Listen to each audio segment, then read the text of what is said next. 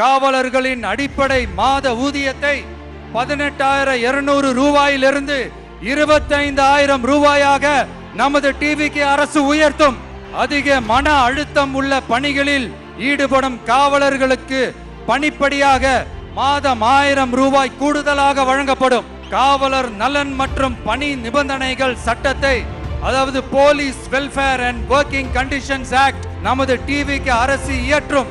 அச்சட்டத்தின்படி காவலர்களின் பணி நேரங்கள் முறைப்படுத்தப்படும். அதிக பணி சுமை கொண்ட காவலர்களுக்கு வாரத்திற்கு ஒரு சுழற்சி முறை விடுமுறையை உறுதி செய்யப்படும். சலவை படியை, அதாவது வாஷிங் அலவன்ஸ் 500 ரூபாயிலிருந்து 1000 ரூபாயாக உயர்த்தப்படும்.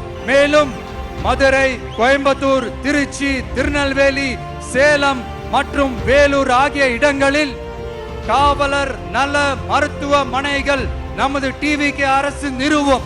பெண் காவல்துறை அதிகாரிகள் பாதுகாப்பு நெறிமுறை அல்லது பாதுகாப்பு பணிகளுக்கு பணியமர்த்தப்பட மாட்டார்கள். பெண் காவல்துறை பணியாளர்களுக்கென தனி ஓய்வறைகளும் நடமாடும் டாய்லெட் யூனிட்டுகளும் அமைக்கப்படும்.